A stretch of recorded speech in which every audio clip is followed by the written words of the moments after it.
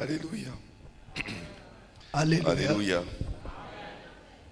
Bwana asifiwe. Bwana asifiwe. Que Dieu soit béni.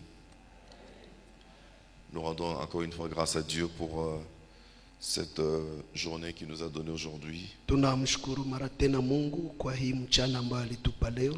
Dieu est vivant, bien-aimé. Mungu anaishi wapendwa. Dieu est vivant. Mungu yuko hai. Dieu, c'est un bon Dieu, un Dieu magnifique. Mungu ni Mungu mzuri, ni Mungu mwema. Il nous continue à nous faire du bien. Anaendelea kututendea mema. Il continue à nous garder, à nous protéger, à nous faire beaucoup de bien. Anaendelea kutuchunga na kututendea mema mengi. Alléluia. Bien-aimés, nous allons aujourd'hui, hier nous avons terminé avec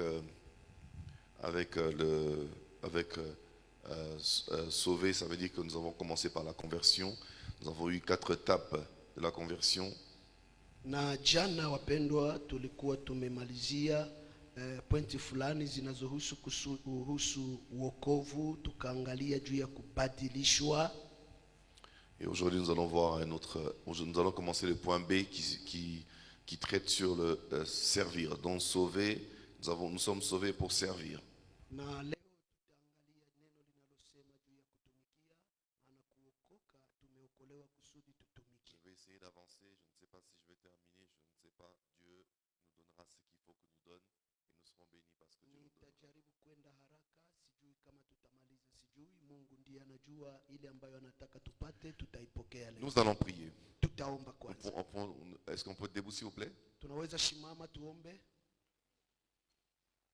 Nasema asante, nasema asante, nasema asante, wewe Mungu, oh Baba, nasema asante, Yawe, nasema Baba, nasema asante, wewe Mungu wangu. Kwa ulinzi nasema, Asante, kwa uchungaji nasema, asante, Baba twasema, asante, wewe Mungu wangu. wewe ni Alfa na Omega, wewe ni Alfa na Omega, wewe ni Alfa na Omega, wewe Mungu Hallelujah. wangu. wewe ni Omega, wewe ni Alfa na Omega, wewe ni Alfa na Omega. Hallelujah. Baba twasema, Asante, Baba twasema, asante, twasema, asante, wewe Mungu wangu. Hakuna Mungu kama wewe, hakuna Mungu kama wewe, hakuna Mungu kama wewe. Hakuna Mungu kama wewe, hakuna Mungu kama wewe, hakuna Mungu kama wewe, wewe Mungu wangu. wewe ni Alfa na Baba, Omega, wewe ni Alfa na Omega, Jehova, wewe ni Alfa na Omega, wewe Mungu wangu.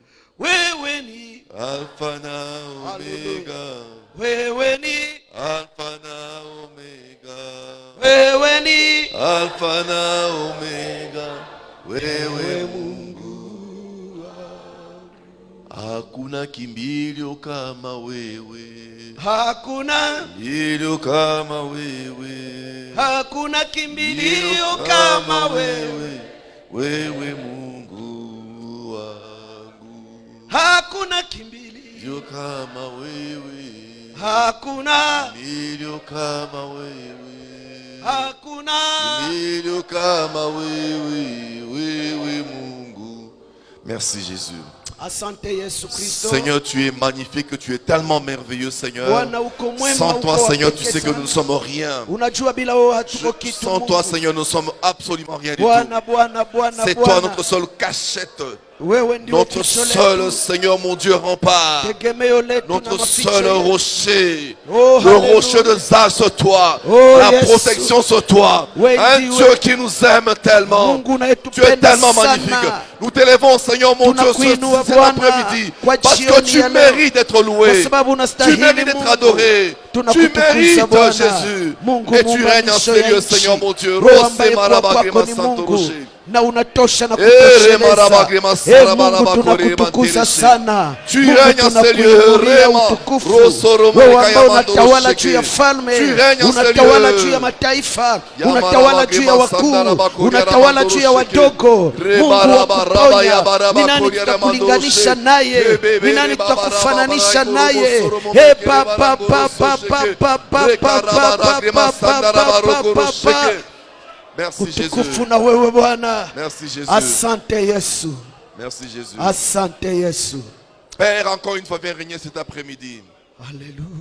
Viens régner, mon Dieu, nous avons besoin de Kucha ta utawale grâce. tena jioni ya leo, kuya utawale, Mon tunakuwa na haja frère ya a neema besoin de yako. ta grâce. Tunakuwa na haja ya neema yako Bwana. Moi, j'ai besoin de ta grâce. Mimi nina haja ya neema Ma yako. soeur a besoin de ta grâce. Dada na haja ya Viens neema yako. régner, Seigneur, mon Dieu. Kucha utawale Mungu Sauve wangu. une personne ce soir. Okoa mtu mmoja Réveille jioni une ya leo. personne ce Oh soir. Que haleluya. ta grâce se manifeste ce Neema soir. yako Au ionekane nom jioni de ya leo. Jésus. Katika jina la Yesu.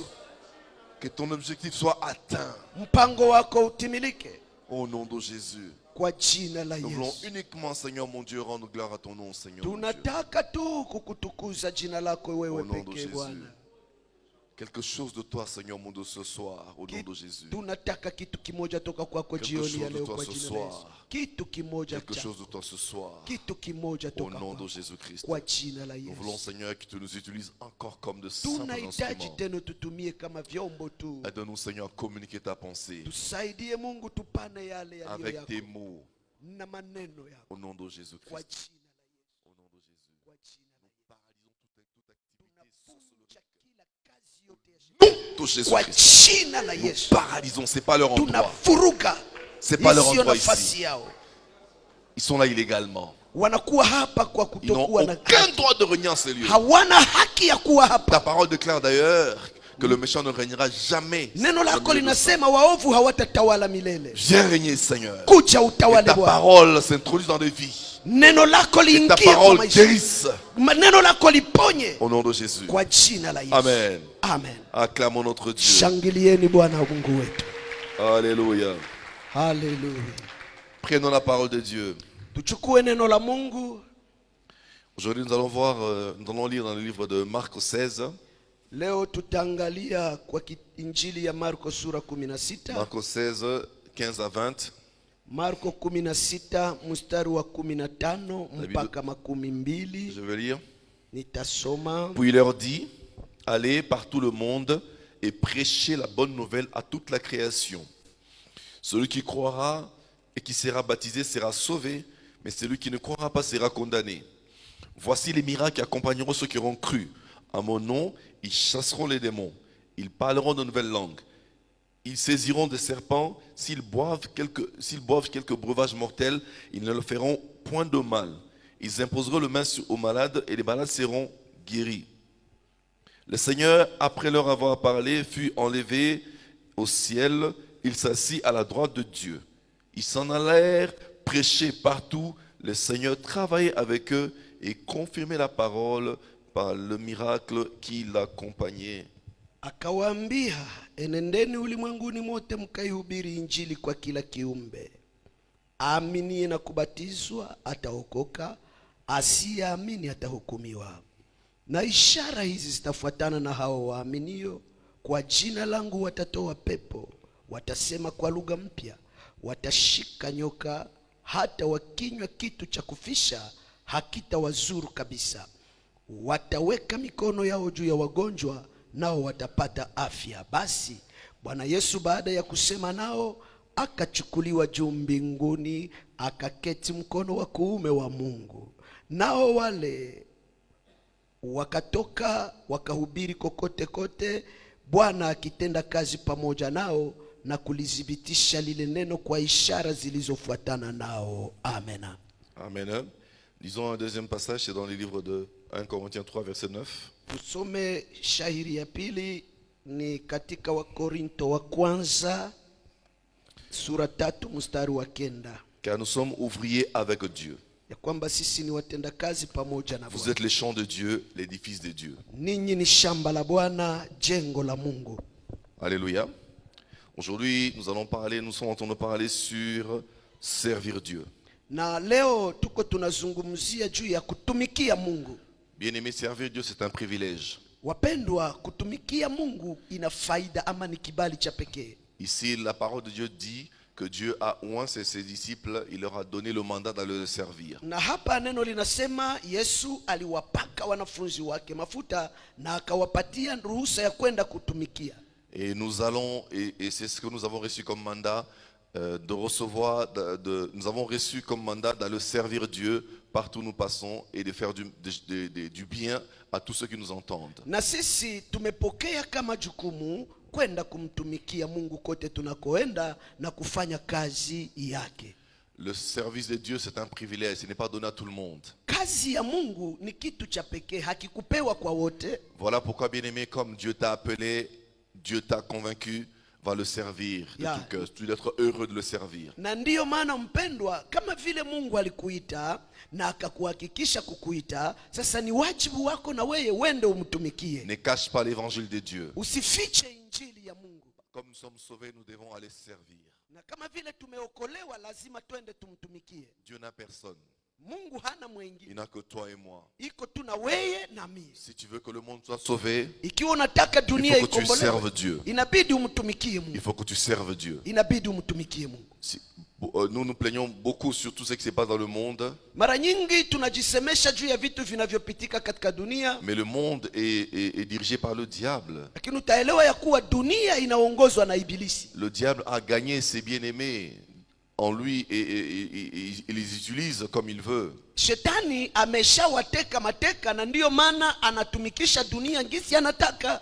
Voilà pourquoi ces gens qui sont déjà chez le diable nous font souffrir. Na ndiyo maana wale wanakuwa upande wa shetani wanatutesa na kutusumbua. Ils n'ont pas de cœur. Hawana moyo. Voilà pourquoi Dieu est descendu pour te sauver, pour te donner ces mandats d'aller faire une œuvre salvatrice. Na ndiyo maana Mungu alishuka akaingia ndani yako akakutuma kusudi uende ufanye kazi ya Je kuokoa. te répète, mon frère, que Dieu n'a que toi et moi. Na ninarudilia ndugu yangu ya kwamba Mungu iko tu na wewe na Il mimi. dit, je cherche un homme. Na anasema ninamtafuta mtu. Un homme.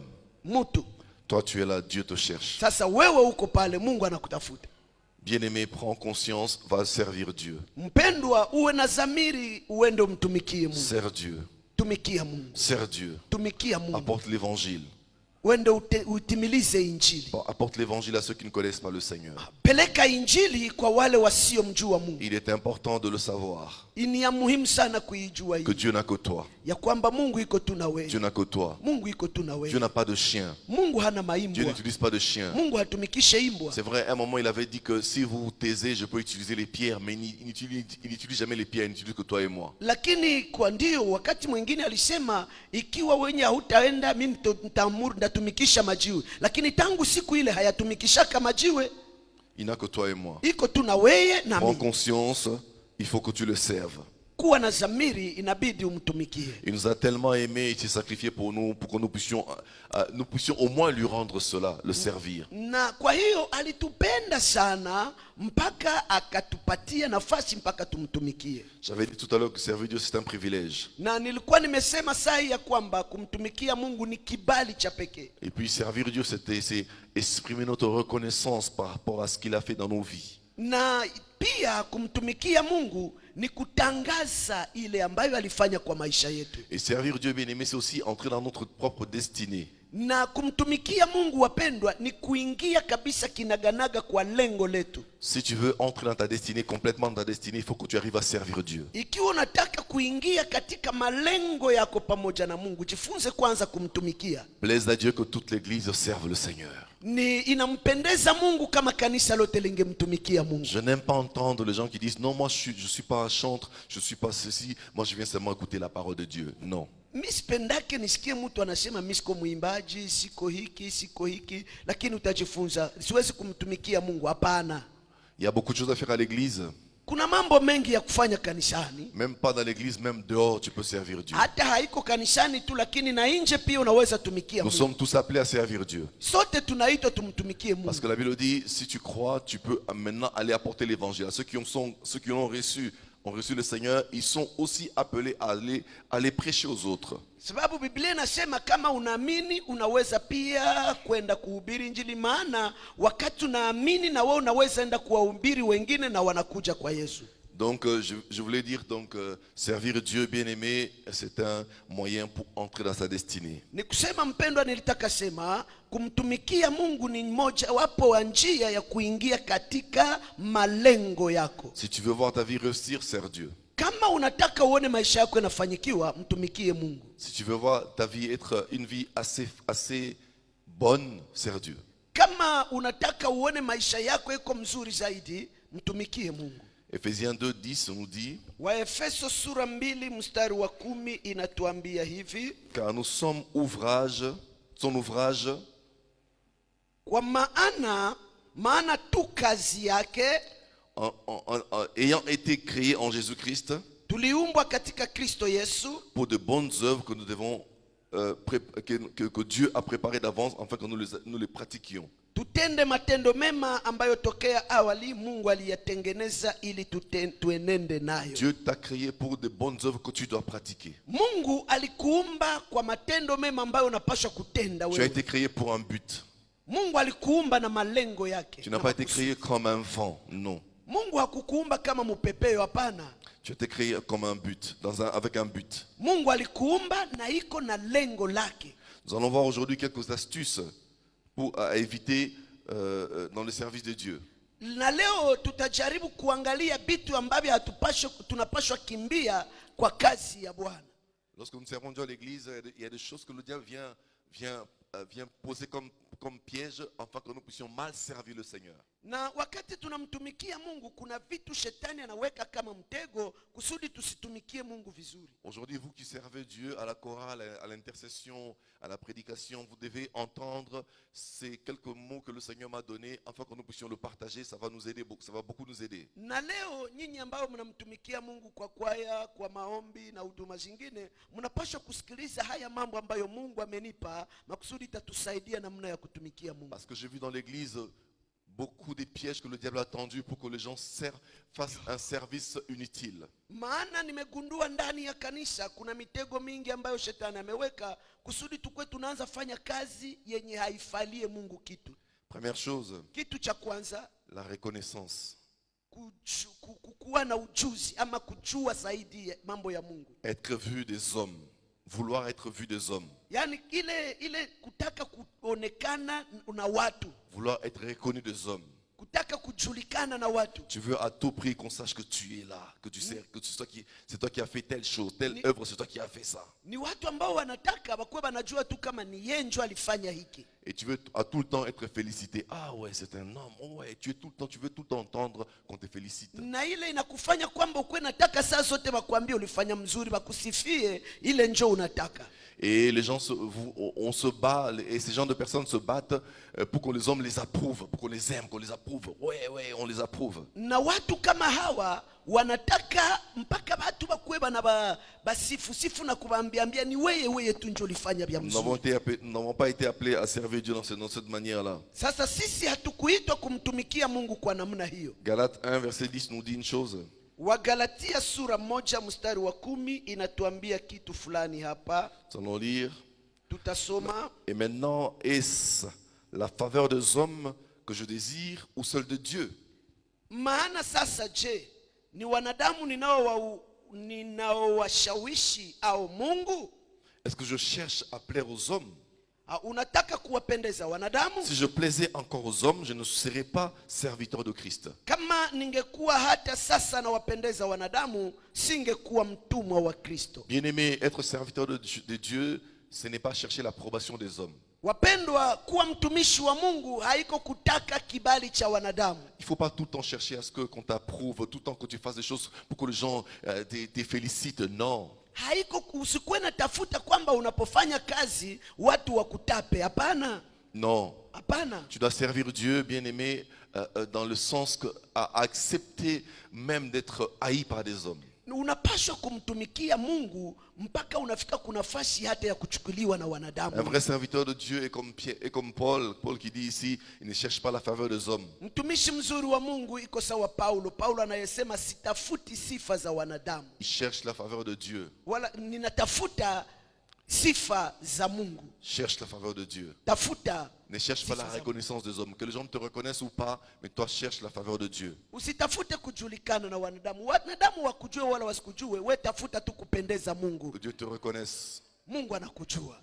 Quand tu chantes, chante pour Dieu. Kama unaimba, imba kwa utukufu wa Mungu. Ne cherche pas à plaire aux hommes. Usitake kupendeza wanadamu. Fais-le pour la gloire de Dieu. Fanya kwa utukufu wa Mungu. 1 Corinthiens, je pense 10 verset 31 nous dit. Wakorinto wa kwanza nafikiri 10 Je makumi pense, tatu na moja on va inasema. vérifier 31 ou 33. Hein? On va vérifier. La Bible dit que soit que vous mangez, soit que vous buviez, faites tout pour la gloire de Dieu. Biblia inasema mukila wala mukinywa mfanye yote kwa utukufu wa Bwana. Alléluia. Amen. Deuxième chose, Jambo la pili à ne pas faire, ambalo hatuwezi kufanya. l'autoservice. L'autoservice, tu te sers toi-même. Tumika kwa faida yako mwenyewe ama kujitumikia. En prétextant de faire pour Dieu, tu te sers toi-même. Pali ungeliifanya juu ya Mungu, unaanza jitumikia mwenyewe. Alors qu'on couvre beaucoup les ambitions personnelles, les ambitions cachées. Na ni mule njo mwenye mtu anatumika na malengo yake yenyewe nafichwa. Iko na vitu vinafichwa ndani, anataka vitumike kwa ajili ya Mungu. Donc la personne est devant, il prêche ou il chante ou il intercède, mais avec les ambitions personnelles. Ni kusema mtu anaweza kuwa mbele, anahubiri, anaimba, lakini iko na vitu vyenyewe vinafichwa mule ndani. Il ne fait pas des choses pour Dieu, il fait des choses pour lui-même. Hafanyi vitu kwa ajili ya Mungu, lakini anavifanya kwa ajili yake. C'est ce qu'il calcule dans la tête. Kuna kuwa hesabu zenye iko nazo mkichwa, Mais n'oublie pas que Dieu te voit. lakini usikuwe na sababu ya kwamba Mungu anakuona. Dans ce cas-là, bien-aimé, dans ce cas-là, on ne sert pas Dieu, on se sert soi-même. Ou bien on se sert de Dieu. Kwa njia ile hautumikie Mungu, unajitumikia mwenyewe, ukionyesha Mungu mbele sanjo mwenye uko natumikia. Donc on se sert de Dieu. Yani unatumikisha Mungu. Tu te sers de Dieu pour arriver à tes fins. Unatumikisha Mungu kusudi fikie malengo yako. Là, c'est pas bon. Ile haiko mzuri. Tu utilises Dieu tu utilises Dieu pour être payé. Unatumikisha Mungu kusudi ulipwe. Dieu désire être la raison de notre service. Haleluya. Mungu anataka awe lengo la kazi yetu yote. Dieu désire être la raison de notre service. Mungu anataka awe yepeke lengo la kazi yetu. Bien-aimé, il faut que quand tu sers Dieu, il faut que tu te rendes compte que je le sers pour Dieu. Je ne le sers pas pour moi-même, je sers Dieu pour lui-même. Na wakati unapomtumikia Mungu mpendwa, umtumikie ya kwamba unamtumikia yeye peke mwenyewe, hapana kwa faida yako. Qu'il soit le principal de tes soucis. Quand tu sers Dieu, fais-le pour que le peuple de Dieu soit béni. Donc pour Dieu. Hallelujah. Akuwe yeye peke njo msingi wa huduma yako. Wakati unaifanya kwa ajili ya Mungu, uifanye kusudi taifa la Mungu libarikiwe. Donc du reste, lorsqu'on dit servir, un serviteur, c'est celui qui ne s'occupe pas de lui-même, il s'occupe des autres. Kama vile tunajua, tunaposema huyu ni mtumishi si mtu anajitumikia mwenyewe, lakini anahusika na wengine. Alléluia. La Bible dit dans les livres, pour appuyer cette parole, lisons la Bible, Romains 16. Biblia inatuambia hivi kwa kuweka muhuri kwa lile neno, tuangalie Warumi 16. Romains 16, 17 à 19. 17 mpaka 19. La Bible dit, je vous exhorte, frères, à prendre garde à ceux qui causent des divisions et des scandales, au préjudice de l'enseignement que vous avez reçu. Éloignez-vous d'eux. Ndugu zangu na wasihi, waangalieni wale wafanyao fitina na mambo ya kukwaza kinyume cha mafundisho mliojifunza, mkajiepushe nao. Car de tels hommes ne servent point Christ, notre Seigneur, mais leur propre ventre. Kwa sababu walio hivyo hawamtumikii Bwana wetu Yesu Kristo, bali matumbo yao wenyewe. Et par des paroles douces et flatteuses, ils séduisent le cœur de simples.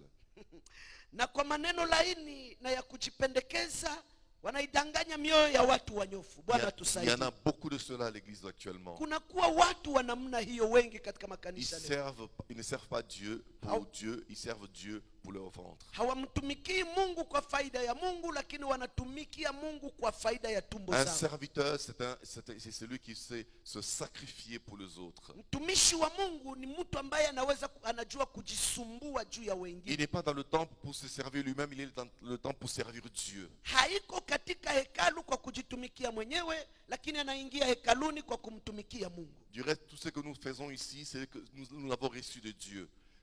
Ni kusema yale ambayo tunayoyafanya hapa ni yale tunapokea kwa Mungu. Alléluia. Amen. Mungu asifiwe. Bwana asifiwe sana.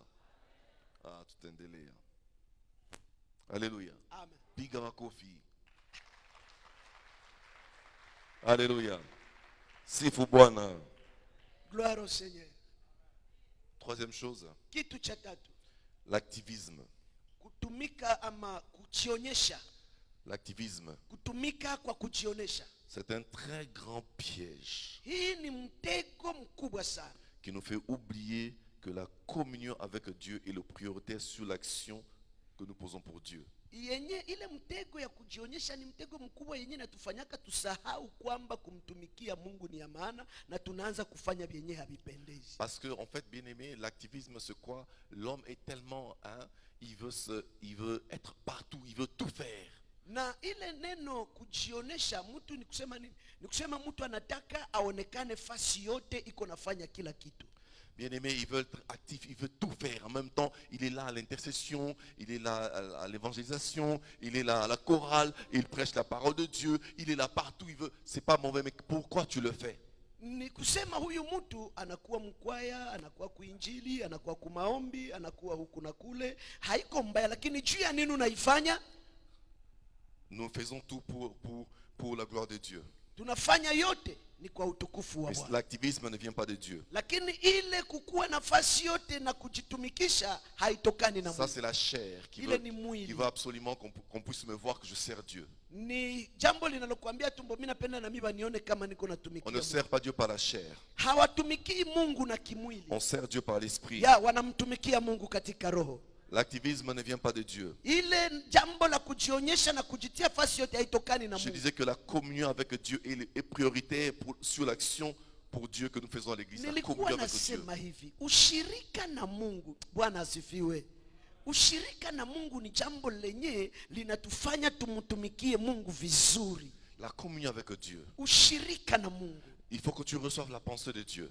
inabidi uwe na wazo la Mungu. Vous savez, les disciples avaient tout, ils avaient tout. Ils étaient des hommes, ils ont tout reçu de Jésus. Unajua mitume walikuwa na yote, walikuwa watu ambao walikuwa na vyote walivyopokea kwa Yesu. Mais si vous lisez dans les Actes des Apôtres, vous allez voir qu'ils ont divisé les services. Na ukiangalia kwa matendo ya mitume utagundua ya kwamba waligawanya makazi. Ils ont dit, on ne peut pas tout faire. Na wakasema hatuwezi fanya vyote. Voilà pourquoi Étienne et les autres, soyez les diacres. Na njoo maana weye Étienne. Stefano na wenzenyu mufanye hivi. Voilà. Et nous, on va s'occuper de la parole de Dieu et les restes. Na siye tutashughulika na neno la Mungu na Et yanayobaki. pourtant, ils avaient tout reçu de la part de Jésus. Ils avaient tout reçu. C'est eux qui ont reçu la première onction. Ijapokuwa walikuwa wamepata vyote kwa Yesu, ni wao ndio walipokea Mais upako ya ils kwanza. ont refusé d'être dans l'activisme partout. Lakini walikatala kuonekana fasi zote. Ils voulaient faire des choses selon Dieu. Walitaka wafanye vitu sawa sawa na Faites Mungu. des choses selon Dieu. Kufanya vitu sawa vile Mungu anataka. Avec l'activisme, on sert Dieu sans l'aide du Saint-Esprit. Na ukitaka kuwa fasi yote vile unamtumikia Mungu bila hata msaada wa Roho On Mtakatifu. l'a d'ailleurs étouffé. On a étouffé le Saint-Esprit. Sasa pale banafika kuna nafasi wanazimisha Roho Mtakatifu. Parce que nous faisons tout par notre propre force. Kwa sababu pale unaanza tumika kwa nguvu zako Pour que mwenyewe. le monde nous apprécie. Kusudi dunia Pour que itukubali. le monde nous voie. Kusudi dunia ituone. Pour appuyer cette parole, nous allons lire la parole de Dieu dans le livre de 1 Pierre 4. Kwa kusudi tuweke mkazo kwa lile neno, tutasoma kwa Petro wa kwanza 1 Pierre 4, sura 4 le verset 11. na mstari wake wa 11. La Bible dit, si quelqu'un parle, que ce soit comme annonçant les oracles de Dieu. Si quelqu'un remplit un ministère, qu'il le remplisse selon la force que Dieu communique. Selon la force que Dieu communique. Enfin qu'en toute chose, Dieu soit glorifié par Jésus-Christ, à qui appartiennent la gloire et la puissance au siècle des siècles. Amen. Mtu akisema na aseme kama mausia ya Mungu. Mtu akihudumu na ahudumu kwa nguvu anazojaliwa na Mungu, ili Mungu atukuzwe katika mambo yote kwa Yesu Kristo. Utukufu na uweza una yeye hata milele na milele. Amina. Fais tout pour la gloire de Dieu. Fanya yote kwa utukufu wa Avec la force que Dieu t'accorde. na nguvu ambazo Mungu Ne te amekupatia. bats pas pour que les hommes te voient. Sasa lakini usipigane kusudi watu Ne cherche wakuone. pas que tu sois apprécié et vu des hommes partout. Qu'on sache que non, celui-là, il fait vraiment des choses pour Dieu. Alors que Dieu sait que c'est zéro. Yo, usitafute kwamba watu wakuone na wakutape waseme ule anatumikiaka Mungu, ijapokuwa Mungu yeye anapokuangalia anaona ni sifuri. L'approbation des hommes ne sert à rien. Kukubaliwa ya watu haikusaidie kitu. Quatrième chose, bien aimé. Kitu cha ine wapendwa, Ça va, ça, on avance. tuko pamoja, C'est bon? ni mzuri. Bon asifi, oui. Gloire au Seigneur. Ce sont les enseignements, c'est pas une prédication, c'est un enseignement. Ni Ok? mafundisho, haiko mahubiri, ni mafundisho. Amen. Hein? Ceux qui écrivent, vraiment que Dieu vous bénisse. Parce que Wale c'est wanaoandika- des choses que j'ai appris. On apprend tous. Et vous allez aussi apprendre aux autres. C'est très important. Nous tous, nous avons appris. Wale wanaoandika Mungu awabariki, maana ni vitu ambavyo na mimi nimepokea, nimefundishwa, na wewe kesho utawafundisha wengine, maana na mimi nilipokea, ndio maana mimi nawapa. Cette place n'est pas réservée seulement à nous. Hein. Toi aussi, tu viendras un jour ici. Amen. Na hii nafasi haiko juu tu yetu, lakini na wewe siku moja utapanda Nous avons hapa. tous commencé comme vous à la chorale, partout nous avons commencé comme vous, mais nous avons un jour été comme Dieu nous a appréciés et Dieu nous a mis là pour le servir encore dans la prédication. Maana na sisi tumeanza kama baadhi ya wengi wenyu ndani ya makwaya, na Mungu alituweka sasa kwa wakati huu tuanze injili. C'est la grâce de Dieu. Ni neema ya Mungu, Et cela t'a été donné aussi. na ile ilikupewa na wewe. Dieu ne saute jamais des étapes. Mungu haruki yake hatua. Dieu est celui qui respecte la chronologie. Mungu anaheshimu mipangilio. Haleluya. Quatrième chose, Kitu cha ine, la négligence. kuzarau. La négligence. Il y Kuzarau. a de ceux-là qui sont champions en négligence dans le service de Dieu. Kunakuwa wale ambao wanakuwa fundi stadi kwa kuzarau mukazi ya Mungu. Jérémie 48, verset 10 nous dit, Yeremia 48 mstari wa 10 inasema, mais même si on ne lit pas, c'est une parole simple, on dit, maudit soit celui qui fait l'œuvre de Dieu avec négligence. hata hatusome, inasema alainiwe mtu afanyaye kazi ya Bwana kwa uregevu. Maudit soit. Alainiwe. Bien-aimés, Pendo. faites l'œuvre de Dieu avec le cœur et faites l'œuvre de Dieu vraiment avec un bon cœur. Mpendwa, fanya kazi ya Mungu na moyo. Antuka uifanye kazi ya Mungu na moyo yenye na Fais-le kujuka. bien. Uifanye mzuri. Fais-le comme si tu recevais. Fais-le comme tu fais. Tu vois ton travail là où tu respectes ton travail. Uifanye sawa vile unakuwa na nafasi yako ya kazi ambayo unaheshimu ile kazi. Parce que les gens négligent le service de Dieu. Maana watu wanadharau sana kazi ya Mungu. Parce que directement, ils ne reçoivent pas quelque chose. Ils négligent. Maana hawaonake malipo mbio mbio kwa macho wazi, ndio maana Mais wanaidharau. là où ils travaillent, là où ils fonctionnent, là-bas, ils sont toujours à temps. Lakini kule kukazi zao za mikono kule wanafikaka kwa wakati. Mais chez Dieu, comme on ne punit pas, on ne fait rien, ils peuvent venir comme ils veulent. Lakini kwa Mungu jua hakuna kiboko, hawafanyai kitu, wanafanya vile wanataka. Ils peuvent venir à la répétition comme ils veulent, ils ne viennent pas, ils se justifient tout le temps. Anakuja mkwaya gisi anataka, anajitetea wakati wote. Vous savez que Dieu n'aime pas les justifications. Unajua kama Mungu abajitetee mbele yake. Lisez très bien la parole de Dieu, vous allez voir que Dieu n'aime pas les justifications. Usome mzuri neno la Mungu, utakuwa naona ya kwamba Mungu hapendake Il wajitetee. y a un homme qui avait une bonne justification. Jésus l'a appelé. L'homme dit, je vais d'abord enterrer mon père. Enterrer pour son père. Kulikuwa mtu mmoja ambaye alipenda jitetea, na Yesu anamwambia nifuate. Kisha akamwambia Yesu, acha kwanza niende zika baba yangu. Baba yake.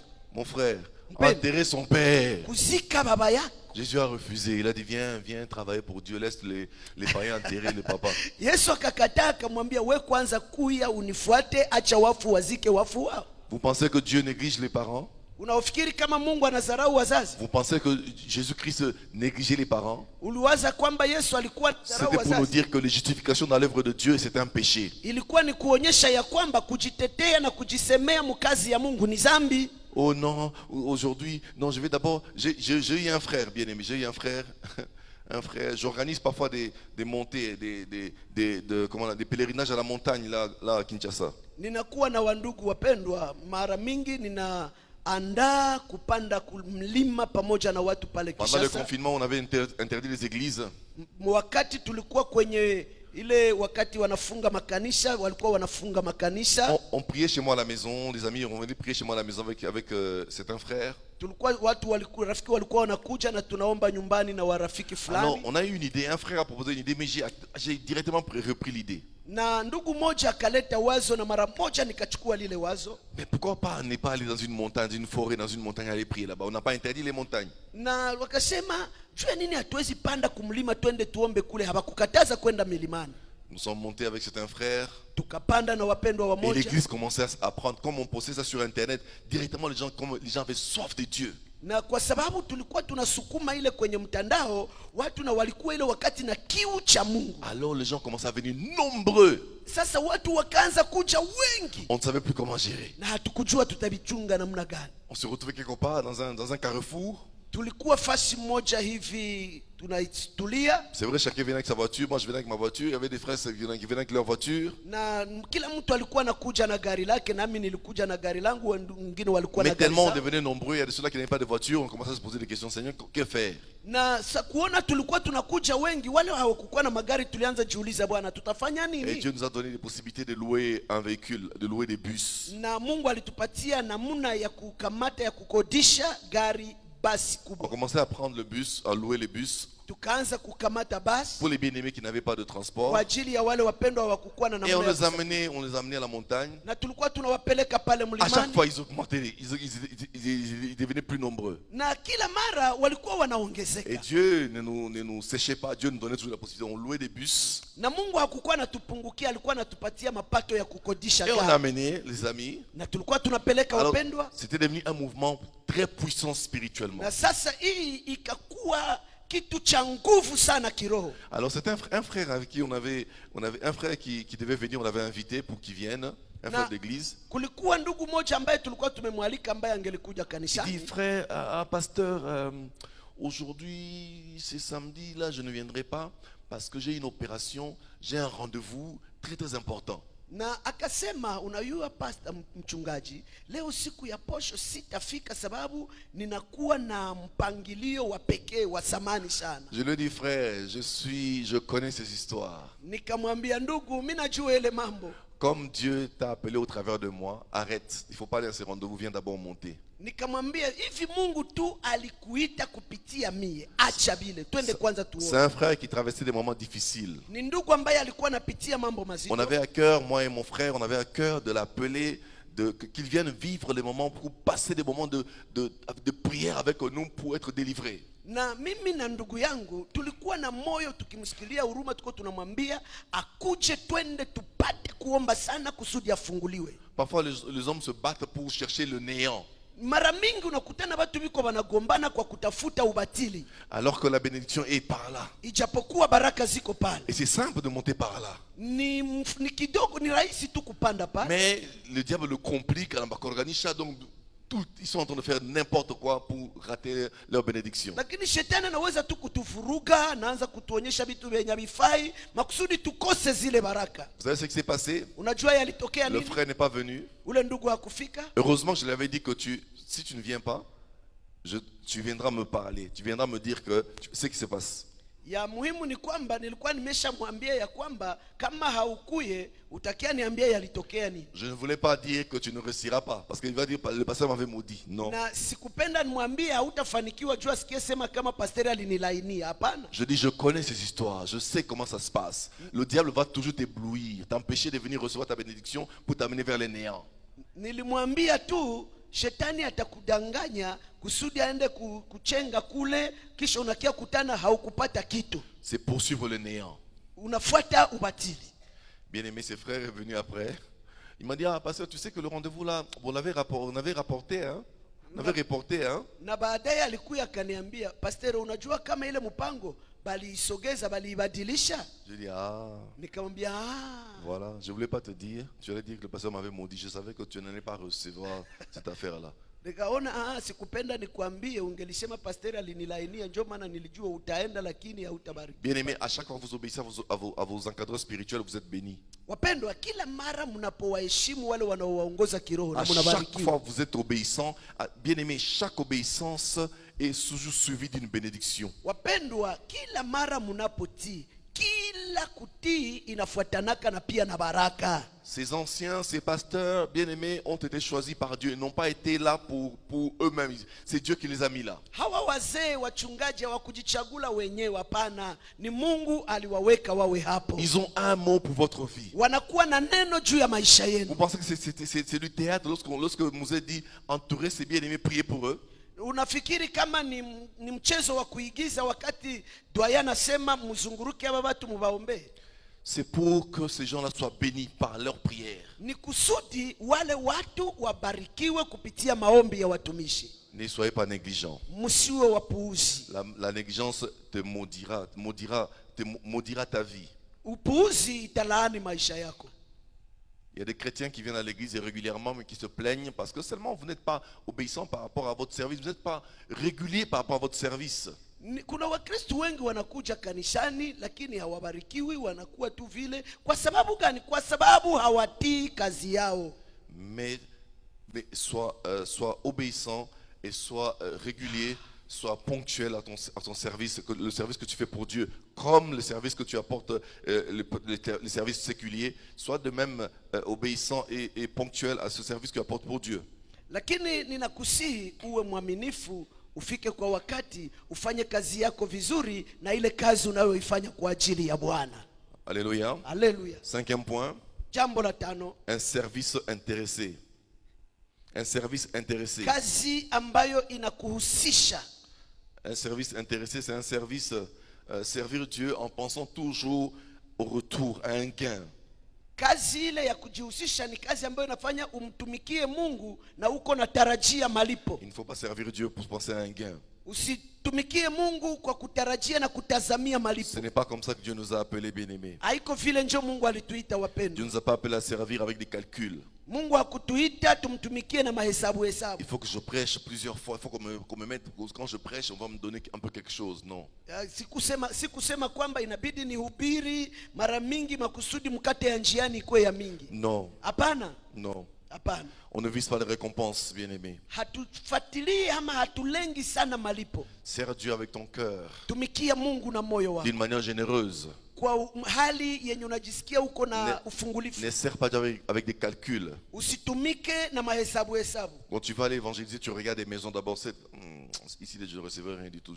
J'aime bien ce frère là-bas, il a une Jeep. Je vais aller chez lui. Non, frère. Wakati unaingia kwenye mzunguko uko natembea, unaangalia nyumba hapa, unasema sitaingia hapa, hakuna kitu. Meule iko na gari nzuri, ndaenda kwake. Ne fais pas de calculs. Usifanye mahesabu. Tu n'approches que les gens qui sont bien habillés à l'église pour faire des amitiés, des fraternités avec des gens qui sont bien habillés à l'église. Non, frère. Unapendaka tu usogelee wale watu mkanisa wenye wanavala bien, ukwe na urafiki nao. Hapana, haiko vile. Tu demandes un numéro, tu dis on sait jamais hein. Unaenda lomba numero, unasema mtu hajuake. Non, frère. Hapana ndugu. Tu ne sais jamais ce qui se passe. Haujui linalopitika. Il y a une fille à moi, elle travaille dans une banque de la place à Kinshasa. Kuna kuwa binti wangu mmoja alikuwa anatumika kwenye banki moja pale Kinshasa. Elle était généreuse, elle recevait tout le monde dans sa banque, tout le monde. Na alikuwa kabisa mtu mzuri, alikuwa anapokea watu yote pale kwa kazi yake, kila mtu. Elle recevait tout le monde. Alipokea watu wote. Un jour, elle a reçu un papa qui sentait mauvais. Ce papa transpirait, un gros papa sentait mauvais, il transpirait. Na siku moja alimpokea baba mmoja, alikuwa ananuka mbaya mnene hivi, alikuwa anatoka jasho mingi, kuna nuka mbaya mnene. Tout le monde négligeait ce papa-là. Na wote walikuwa wanamdharau yule baba. Lorsqu'il est entré dans son bureau, elle a dit que pasteur, le bureau a été empesté d'une mauvaise odeur. Na wakati aliingia kwenye ofisi yangu akaniambia, mchungaji, ofisi yangu yote ilikuwa inanuka harufu mbaya. Mais il a dit non, je vais le servir. Je ne sais pas qu'est-ce que c'est bien-aimé venu faire, il faut que je le serve. Akajiambia hivi, hata hivyo hata kama nanuka ndamtumikia, maana sijui juu ya nini alifika kwenye ofisi yangu. Il a reçu bien ce papa. Akampokea yule baba vizuri. Gentil. Mzuri. Ils ont parlé. Wakazungumza. Vous savez ce que ce papa avait amené? Unajua nini yule baba alikuwa analeta? C'est un papa nandé. ni baba munande umoya hivi. Il amène plus de 200 000 dollars pour venir mettre dans cette banque. Alikuwa naleta zaidi ya $1,200, $1,200 ya dola alikuwa naweka kwa ile benki. La banque a reçu. Bien aimé, quand tu fais entrer par un client 200 000 dollars, vous sentez, la banque bouge. Wapendwa, mubenki wakati unapokea mo $1,200 ya dola, unasikia mzuri kabisa, maana benki yako inapata ustaafu mkubwa. La fois prochaine, le papa vient encore avec 2 millions. Na wakati mwingine ule baba kakuya na $2 ya dola. Et puis vous savez, lorsqu'il donne 2 millions pour la banque, il donne 10 000 dollars pour la personne. Unajua sasa vilifanyika wakati alipana $2 kubenki, akampa yule dada naye $10,000 ya dola. Pourquoi? Sababu gani? Le papa a été touché par l'accueil. Kwa sababu ule baba alijisikia anaguswa na ile kukaribishwa. Parce que cette jeune fille ne faisait pas exception de personne. Kwa sababu yule dada hakukuwa na mubagua mtu. Alléluia. Hallelujah. Lisons Acte 8 verset 20. Tusome Matendo 8:12. La Bible dit, mais Pierre lui dit, que ton argent périsse avec toi, puisque tu as cru que le don de Dieu s'acquérait à prix d'argent. Biblia inasema hivi kwa Matendo 8:12, lakini Petro akamwambia, fedha yako na ipotelee mbali pamoja nawe, kwa kuwa umezania ya kuwa karama ya Mungu yapatikana kwa mali. L'œuvre de Dieu ne s'acquiert pas par l'argent. Huduma ya Mungu ama kazi ya Mungu haipatikani kwa pesa. 1 Corinthiens 9 verset 18. Wakorinto wa kwanza 9:18. La Bible dit, quelle est donc ma récompense? C'est d'offrir gratuitement l'évangile que j'annonce, sans user de mon droit de prédicateur de l'évangile. Inasema hivi, basi zawabu yangu ni nini? Ni hii ya kuwa nihubiripo nitaitoa injili bila gharama, bila kutumia kwa utimilifu uwezo wangu nilio nao katika injili. Gratuitement. Naipana bure bila gharama. Matthieu 10 verset 8. Mathayo 10:8. La Bible dit, guérissez les malades. Biblia inasema waponyesheni wagonjwa, ressuscitez les morts, wafufueni wafu, purifiez les lépreux, takaseni wenye ukoma, chassez les démons. toweni pepo. Vous avez reçu gratuitement, mumepata bure, donnez gratuitement. toweni bure. Aujourd'hui, nous ne voyons plus ces choses dans l'église. Na leo hatuone tena vile vitu Nous kanisani. voyons des serviteurs de Dieu, des évangélistes ou des pasteurs qui demandent, lorsque vous les invitez, ils demandent mon cachet. Mon cachet, c'est autant. Tunaona wahubiri wengine ambao mkiwaalika anakuambia kwanza niachie nauli yangu ni hivi. Il faut que je sois mis dans tel hôtel avec 3 étoiles, 5 étoiles. Anakupatia na shurti, inabidi apange kwenye chumba cha namna fulani ya maridadi. C'est comme si ce qu'il a reçu de Dieu là, il n'a pas reçu de Dieu, il a reçu de lui, il a fait des recherches personnelles. Ni kama vile vitu atenda pana hakuvipokea kwa Mungu, lakini ni vyake mwenyewe alijitafutia. Alors que tout ce que nous avons reçu, c'est gratuitement dans mon vie. Ijapokuwa vyote tulipokea ni bure, Mungu Par la alitupatia. grâce de Dieu uniquement, bien aimé. Par la grâce de Ni Dieu. kwa neema ya Mungu tu. Nous ne demandons pas de gain. Tusilombe mshahara. Nous ne demandons pas de gain. Hatulombi L'œuvre mshahara. de Dieu n'est pas une œuvre. C'est comme si on va pas au marché. Kazi ya Mungu haiko sawa vile tungelifanya biashara On ne sokoni. fait pas de marché ici. Hatufanyi biashara Ici c'est l'œuvre sokoni. de Dieu. Hii ni kazi ya Mungu. Ici c'est libre. Hapa ni uhuru. Je peux être là, bien aimé, je donne l'évangile gratuitement parce que je l'ai reçu gratuitement. Ninaweza kuwa hapa, ninaipana injili bure kwa sababu naliipokea bure. Si un frère est touché par l'évangile librement, il peut me bénir. Okay, kama kuna ndugu ambaye ameguswa na injili, kwa uhuru wake anaweza kunibariki. Librement. Kwa uhuru. C'est pas une obligation. Haiko shurti. Voilà pourquoi l'apôtre Paul dit, est-ce que c'est mauvais pour moi que vous puissiez m'amener des choses, l'argent ou quoi que ce soit, me dépanner, parce que je vous donne le spirituel. C'est pas mauvais. Na ndio maana Paulo anasema, je, ni mubaya kwenu kama ninapokea vitu vya mwilini kwenu? Haiko vibaya. C'est pas mauvais. Haiko Mais vibaya. nous ne travaillons pas de Dieu en attendant un retour quelconque. Lakini haitufanyi kwamba tumtumikie Mungu kwa kutarajia malipo. Ne servez jamais Dieu vous attendez, ne servez jamais Dieu pour entendre quelque chose de la part des hommes. Usimtumikie Mungu kwa kusubiri na kungojea kitu kutoka La wanadamu. plus grande bénédiction, c'est l'œuvre que vous faites pour Dieu. Ya baraka zilizo kubwa ni ile kazi unafanyia Lorsque Mungu. vous servez Dieu, bien-aimé, vous serez un homme béni. Wakati unamtumikia Mungu mpendo, utakuwa mtu mwenye Je vous amebarikiwa. dis que, bien-aimé, je vis mieux, je vis mieux que ce que je reçois comme salaire. Wapendwa, nataka niwaambie, mimi naishi mzuri, yeye anaishi mzuri kuliko ile anapokea kama vile mshahara. Bien-aimé, mon salaire, je ne sais même pas, donc quand on me paye, j'ai déjà où ça va à la maison, ça va ceci, donc ça finit directement. Mshahara wake anapoupokea alishaupangilia, najua hii itaenda kunyumba, inaenda hivi, ilishaisha, inaingia tu mikono na Je ne compte pas sur cela. Je sers Dieu, je ne regarde pas cela. na sasa namtumikia Mungu, siangalie ile. Bien-aimé, ma femme le sait, je suis béni, Hallelujah. parce que je sers Dieu sans regarder en retour. Je ne regarde pas le retour. Et Wapendwa, Dieu me fait vivre. Mke wangu anajua ya kwamba ninamtumikia Mungu, nimebarikiwa kwa sababu siangalii malipo ya wanadamu. Dieu sait, je parle ici devant Dieu, je suis devant la chair de Dieu. Je ne regarde jamais l'argent. Na hapa ninaiongea, siko mbele ya watu, niko kwenye madhabahu ya Mungu, siangalie pesa. J'aime l'argent. Tout le monde qui n'aime pas l'argent ici. Napenda franga. Nani hapende franga hapa? Tia tu mkono kama upende franga. On aime tous l'argent. Mais ne servez Dieu pour l'argent. Ne servez jamais Dieu pour l'argent. Lakini usimtumikiake Mungu kwa kutarajia pesa. Servez Dieu pour Dieu. Utumikie Mungu, haleluya, kwa ajili ya Mungu. Pour chercher la gloire de Dieu. Utafute utukufu wa Mungu. Lorsque vous servez Dieu pour chercher la gloire de Dieu, wakati unatumikia Mungu kwa Dieu kutafuta vous bénira utukufu en wake, retour. Mungu atakubariki. Vous n'allez pas savoir comment ça se passe. Hautajua vinatokea kaje. La bénédiction n'est pas seulement matérielle, hein? Baraka haziko tu vitu vya kugusa. La santé que tu as, c'est la bénédiction. Ile afya uko nayo ni baraka. Sers Dieu, tu auras une bonne santé. Tumikia Mungu bila kutarajia malipo. Sixième chose Kitu cha à sita ne pas faire, ambacho hatupaswe fanya, ça c'est une chose que je souligne, bien aimé, le service avec rivalité ou contrariété. ni hii kitu ninaweka mstari, kutumika kwa kupingana ama kwa kushindana.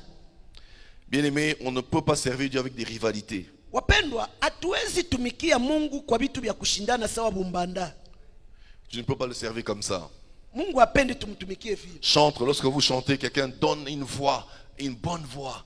Ne cherche pas à le parce que l'église a applaudi, parce que lui l'a chanté, l'église s'est senti la main de Dieu descendue. Bien aimé, c'est sa grâce. Wapendwa, wakati mtu anaimba, unasikia naimba mzuri, kanisa na shangilia, kanisa na barikiwa, usianze vita naye, ni neema yake. Ne sois pas jaloux d'un frère ou d'une sœur qui chante mieux que toi. Usisikie wivu ya kaka au dada nayeimba mzuri kukupita. Je vous dis, bien aimé, dans l'église, ce sont des choses qui se passent en silence. Wapendwa, ninawaambia hivi vitu mu makanisa vinapita chini chini hivi. Et si tu fais ça, tu vas souffrir dans ton cœur intimement, parce que c'est pas un endroit approprié.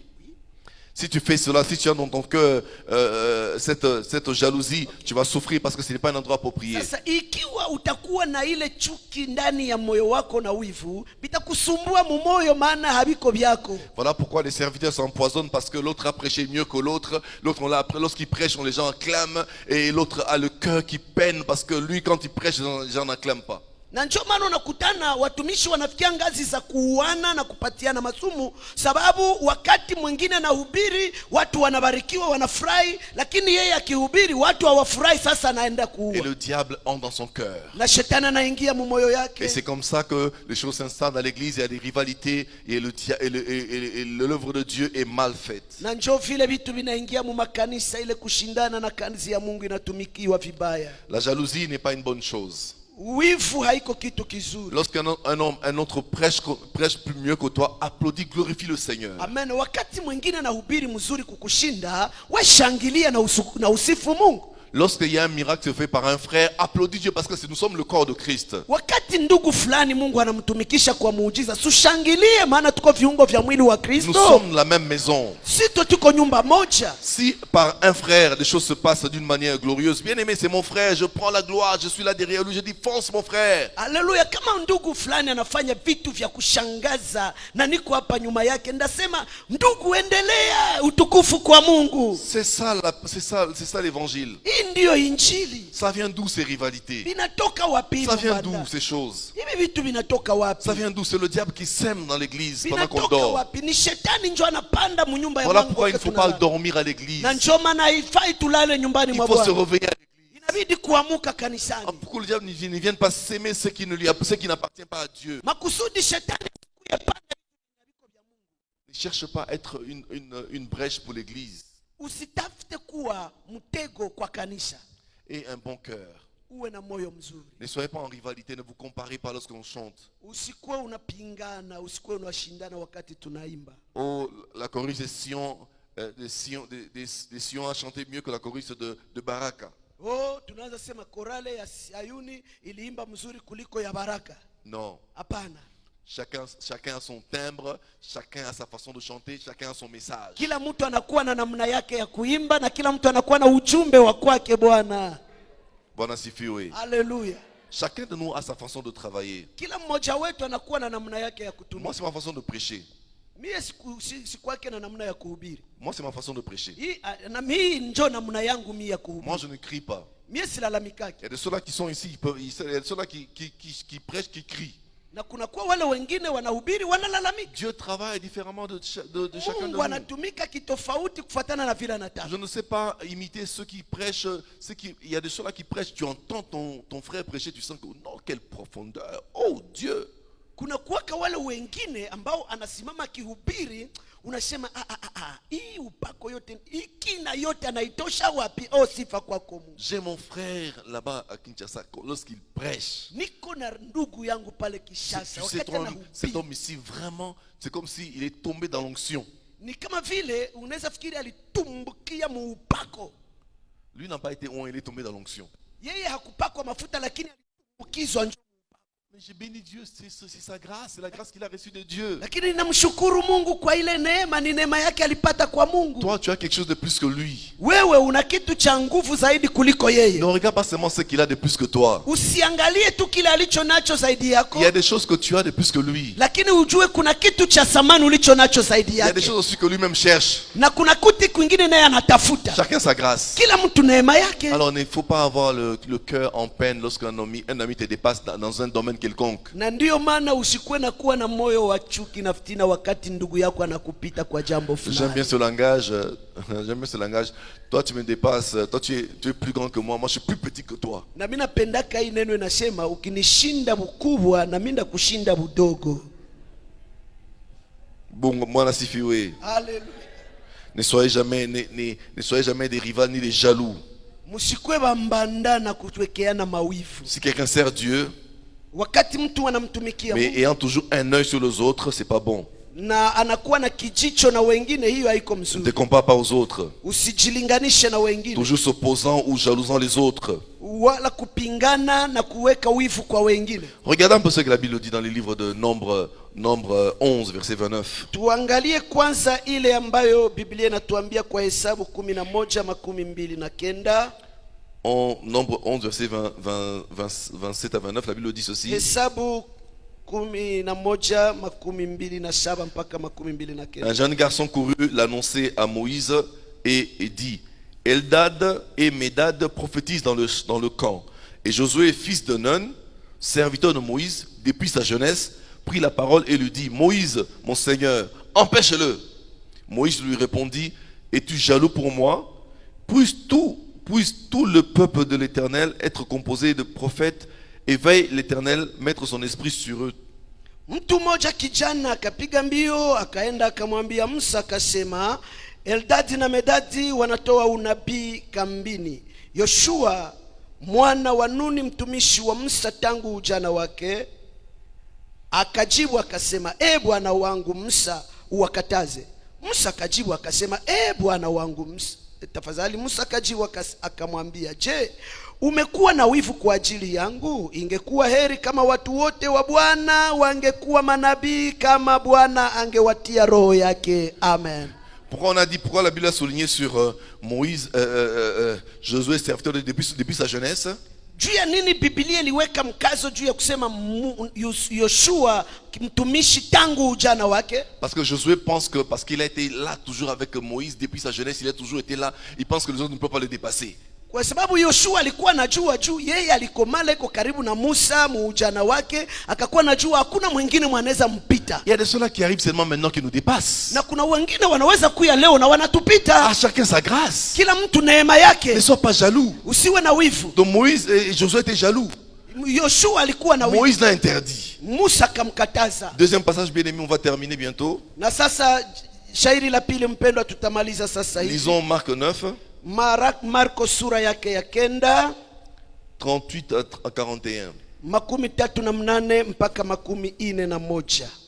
La Bible dit, Jean lui dit, Maître, nous avons vu un homme qui chasse des démons en ton nom, et nous l'avons empêché parce qu'il ne nous suit pas. Jésus dit, ne l'empêchez pas, répondit Jésus, car il n'est personne qui faisant un miracle en mon nom puisse aussitôt après parler de mal de moi. On peut s'arrêter là. Yohana akamjibu akamwambia, mwalimu, tulimuona mtu akitoa pepo kwa jina lako ambaye hafuatani nasi, tukamkataza kwa sababu hafuatani nasi. Yesu akasema, msimkataze, kwa kuwa hakuna mtu atakayefanya muujiza kwa jina langu akaweza mara kuninenea mabaya. Amen, alléluia. Alléluia. Même chez eux, les disciples, là, ils avaient des jalousies. Hata kati ya wale mitume walikuwa na mawivu. Jésus ne voulait pas de jalousie. Yesu hakupenda wivu. Laisse les autres te dépasser. Te dépasser. Laisse les autres te dépasser. Achia wengine nao wapite mbele yako. C'est comme ça, bien-aimé. Hivyo ndivyo que Dieu bénisse sa parole. Mungu abariki neno lake. Nous allons bien aimé avoir seulement je vais partager quelques avantages de service. Sasa nitasema tu juu ya faida fulani ya kumtumikia Mungu. Luc 1. Luka sura 1 5 à 13, je vais lire. Mstari wa 5 mpaka 13 nitasoma. La Bible dit, du temps d'Hérode, roi de Judée, il y avait un sacrificateur nommé Zacharie de la classe d'Abia. Sa femme était d'entre les filles d'Aaron et s'appelait Élisabeth. Tous deux étaient justes devant Dieu, observant d'une manière irréprochable tous les commandements et toutes les ordonnances du Seigneur. Ils n'avaient point d'enfants, parce qu'Élisabeth était stérile.